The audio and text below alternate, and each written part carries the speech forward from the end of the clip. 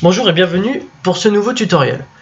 Dans ce tutoriel, nous allons apprendre à débugger le temps d'exécution d'une méthode. Par exemple, notre application met un certain temps à s'ouvrir, donc ça peut être une application web ou une application desktop. Elle met un certain temps à s'ouvrir et on veut savoir pourquoi. Donc ça peut être lié par exemple à la recherche d'informations dans une base de données qui met plus ou moins de temps, ou le téléchargement d'un fichier, ou l'accès via une API, peu importe. Donc ce qu'on va vouloir savoir, c'est quelle méthode met le plus de temps, provoque ce temps d'attente dès l'ouverture de notre application et pouvoir débugger pour optimiser notre application. Donc j'ai créé un nouveau projet, donc un projet de type console, dans lequel j'ai laissé le programme CS et j'ai juste rajouté une classe service qui me permet de simuler des traitements. Donc ici j'ai deux traitements. Dans ma méthode main, j'exécute une méthode qui s'appelle proceed et c'est cette méthode qu'on va vouloir débugger. Cette méthode, comme on peut le voir, j'ai mis un console writeLine au début et à la fin de cette méthode pour voir le résultat et voir le temps d'attente de cette méthode. Donc cette méthode va déclencher deux traitements, traitement 1 et traitement 2. Donc peu importe leur usage derrière, ils vont mettre un certain temps à s'exécuter et on va voir en lançant le projet, en faisant F5, ce qui va se passer. Donc ici, on a notre début qui s'est affiché et le fin ici, il s'est affiché un peu plus tard. Donc je vais relancer le projet pour vous montrer. Donc début, ici c'est un peu plus long que tout à l'heure et on a le fin qui s'est exécuté. Donc on va vouloir débugger cette méthode pour savoir lequel des deux traitements met du temps et trouver pourquoi.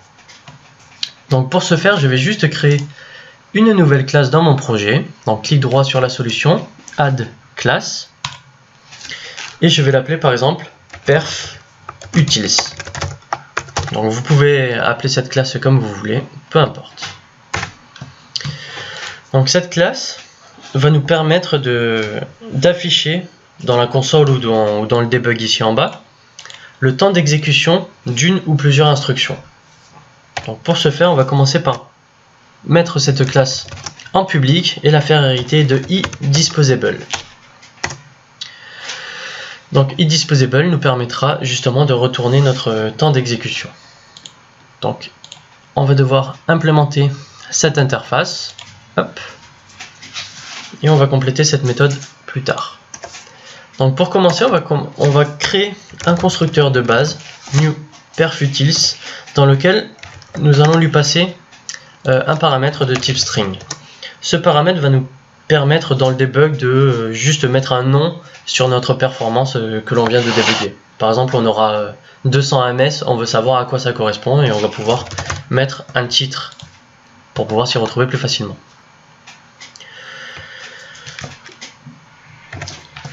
On va déclarer deux propriétés dans cette classe.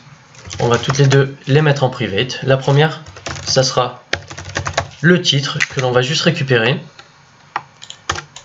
de notre constructeur. Donc on va faire title est égal à title.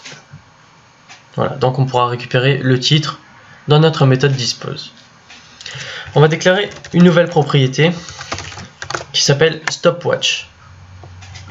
Donc stopwatch va nous permettre de créer un chronomètre et l'arrêter à un certain moment, juste pour voir le temps d'exécution. Donc on va l'appeler stopwatch. On va faire dans l'originalité. Du coup, dans notre constructeur, on va déclarer notre stopwatch.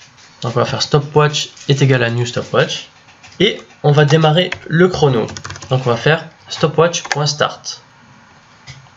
Donc là, on va commencer notre chrono. Il va s'exécuter et commencer à décompter le temps.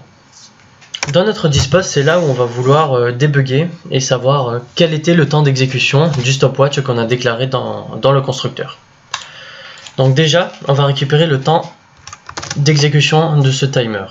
Donc var time est égal à stopwatch.elapsed millisecondes. Donc c'est le temps passé en millisecondes depuis qu'on a fait le start.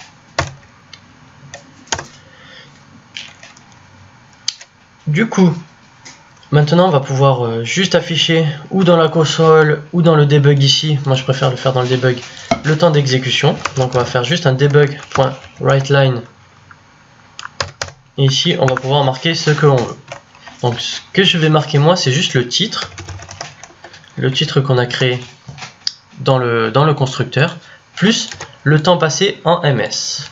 Donc je vais rajouter le temps et je vais rajouter ms à la fin. Donc là on aura notre titre, un espace, le temps en ms.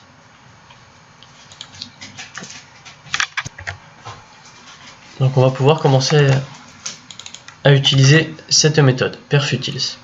Donc on retourne dans programme.cs et ici on va commencer notre débugage. Donc ce qu'on veut faire, donc en premier lieu, c'est de récupérer le temps global de l'exécution de la méthode proceed. Donc ce qu'on va faire, comme on a mis notre classe en iDisposable, on peut déclarer cette classe dans un using. Donc on va faire un using, hop. Donc si vous ne connaissez pas l'utilisation du using, il suffit de mettre le mot-clé using, entre parenthèses, et des accolades. Donc comme si c'était une méthode. Ici on va pouvoir déclarer une variable qui est mise en, enfin une variable. On peut déclarer une nouvelle instance d'une classe si cette classe est marquée de iDisposable et héritée de iDisposable. Donc nous c'est le cas avec perfutils. Donc on peut faire new perfutils et ici on attend juste notre titre, on va marquer temps global proceed par exemple. Du coup, ici on déclare notre variable new perfutils. On va pouvoir mettre notre traitement ici où j'ai mis le to do. Donc tout ce qui va être entre les accolades va être compté dans le temps global. D'ailleurs, c'est mieux comme ça. Une fois qu'on arrive à l'accolade fermente, ça va exécuter directement notre méthode dispose et on va afficher dans notre, je vais mettre plutôt dans notre console, le temps passé à exécuter toutes les méthodes dans ces parenthèses, dans ces accolades, pardon. Donc ce que je vais faire, c'est que je vais englober toutes les instructions dans mes accolades pour voir le temps global de la méthode proceed. Donc il ne reste plus qu'à lancer l'application en cliquant sur F5. Ici on a le début, fin, et après on a eu le temps global. On a mis 1 seconde et demie pour exécuter la méthode. Donc je vais relancer une nouvelle fois. Début, fin, là on a mis 2 secondes et demie. Voilà, à peu près 2 secondes et demie. Pour exécuter rien que la méthode proceed. Donc on voit que le temps est variable et on veut savoir lequel des deux traitements, ou si vous avez plusieurs traitements dans votre méthode principale, pose problème. Donc ce qu'on va faire, c'est, enfin vous pouvez laisser le using ici ou l'enlever, ça revient au même. Et on va créer autant de using que nécessaire. Et on va englober chacune des méthodes, chacun des traitements. Donc, par exemple ici, je vais l'appeler traitement 01. Hop. Je vais juste copier-coller ça pour le deuxième traitement. Je vais mettre 02 ici. Comme ça on va voir, on aura 3 lignes dans notre debug et on va pouvoir commencer à chercher d'où vient le problème. Donc on relance une nouvelle fois avec F5. Et ici on voit le début, le traitement 1 ça a mis même pas 1 seconde, le traitement 2 ça a mis presque 2 secondes, et en tout ça a mis 2 secondes, enfin ça a mis environ 2 secondes. Donc on voit bien que le problème se situe déjà au niveau du traitement 2. Donc il ne nous reste plus qu'à aller voir traitement 2, ce qu'il y a à l'intérieur, et pouvoir essayer de débugger.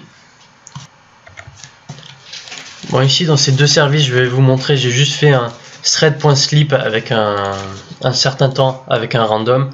Donc là je pourrais pas vous montrer plus loin l'utilisation de ce perfutils, c'est le débogage des performances d'une application, mais vous avez déjà les bases pour cibler quelle méthode met le plus de temps à s'exécuter. Donc vous pouvez mettre entre les accolades un traitement, vous pouvez mettre n'importe quoi, des if, enfin, plusieurs choses, et avancer pas à pas vers la résolution de votre problème et des performances de votre application.